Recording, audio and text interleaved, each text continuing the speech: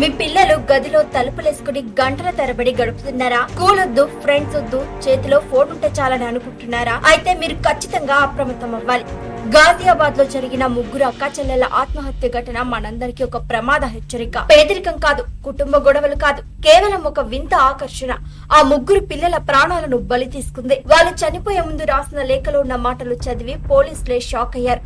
ఇంతకీ ఆ లేఖలో ఏముంది, అసలేం జరిగింది? మా ప్రేమకు ఇదే నిదర్శనం. ఇది ఆ ముగ్గురు అమ్మాయిలు తమ చివరి లేఖలో రాసిన మొదటి వాక్యం. గాజియాబాద్ లోని ఇందిరాపురంలో జరిగిన ఈ విషాదం వెనుకొన్న అసలు కారణం కేపాప్ పిచ్ అని తేలింది. ఆ లేఖలో వారు తమ తండ్రిని ఉద్దేశించి అనేక సార్లు క్షమాపణలు కోరారు. నాన్న, మమ్మల్ని క్షమించు. మాకు కొరియన్ సంగీతం అంటే ఎంత పిచ్చో నువ్వు అర్థం చేసుకోలేకపోయావు, కానీ అది మా జీవితంలో ఒక భాగమైపోయింది. కొరియన్ నటులు, అక్కడి మ్యూజిక్ అంటే మాకు ఎంతో ఎమోషనల్ బాండింగ్ ఉంది. కొన్నిసార్లు మా చుట్టూన్న ప్రపంచం కంటే ఆ కొరియన్ లోకమే మాకు ఎక్కువగా అనిపించేది అని వారు ఆ లేఖలో ఆవేదన వ్యక్తం చేశారు. అంతకంటే ఆందోళన కలిగించే విషయం మరొకట లేఖలో ఉంది. భవిష్యత్తులో మేము ఇండియన్ అబ్బాయిలను పెళ్లి చేసుకోవడాన్ని ఊహించుకోలేకపోతున్నాం. ఆ ఆలోచనే మాకు స్ట్రెస్, గందరగోళాన్ని ఇస్తుంది. మాకు కొరియన్ లైఫ్ కావాలి అని స్పష్టంగా రాశారు.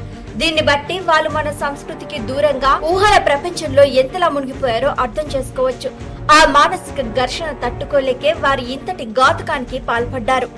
మొదట ఈ ఆత్మహత్యలకు కారణం ఏదైనా కొరియన్ ఆన్లైన్ టాస్క్ గేమ్ అయి ఉండొచ్చని పోలీసులు, స్థానికులు అనుమానించారు. కానీ లోతుగా విచారించిన తర్వాత పోలీసులు ఆ కోణాన్ని కొట్టిపారేశారు. ఇది గేమ్ కాదు, వారు కొరియన్ ఎంటర్టైన్మెంట్ కు, అక్కడి లైఫ్ స్టైల్ కు విపరీతంగా ఆకర్షితులవడమే కారణమని తేల్చారు.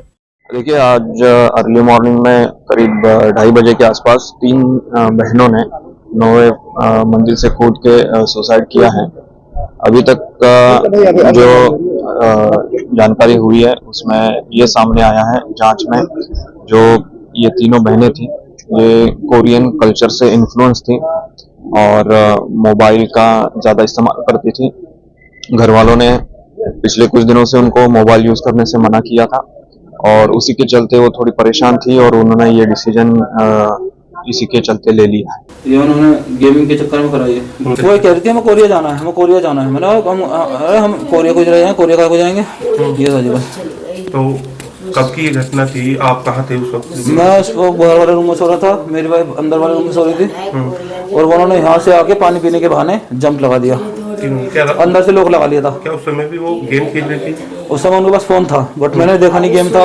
फोन वो फेंक के गए, फोन वो पुलिस वाले ले गए। మరణించిన ఈ ముగ్గురు అక్కా చెల్లెళ్ళు గత 2 ఏళ్లుగా స్కూల్ కు వెళ్లడం లేదు. పూర్తిగా ఇంటికే పరిమితమయ్యారు. బయటి ప్రపంచంతో సంబంధం లేకుండా గదిలో ఉంటూ ఫోన్ లో కొరియన్ డ్రామాలు చూస్తూ గడిపేవారు. వారి తండ్రి చేతన్ కుమార్ ఫారెక్స్ ట్రేడర్. ఆయనకు 2 భార్యలు. వీరు సొంత అక్క చెల్లెలు, అందుకే ఒకే ఇంట్లో కలిసి నివసిస్తున్నారు. మొత్తం 5 పిల్లలు కాగా అందులో 3 అర్ధాంతరంగా చనిపోవడం ఆ కుటుంబంలో తీరని విషాదాన్ని నింపింది.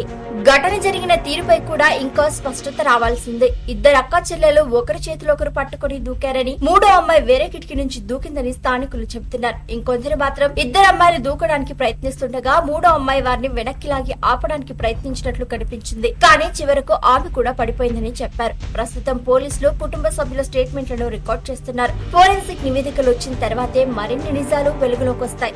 పిల్లలు ఫోన్ లో ఏం చూస్తున్నారు, ఎవరితో ఎమోషనల్ బాండింగ్ పెంచుకుంటున్నారు అనేది తల్లిదండ్రులు గమనించకపోతే ఇలాంటి విషాదాలే మిగులుతాయి అనడానికి ఈ ఘటనే సాక్ష్యం.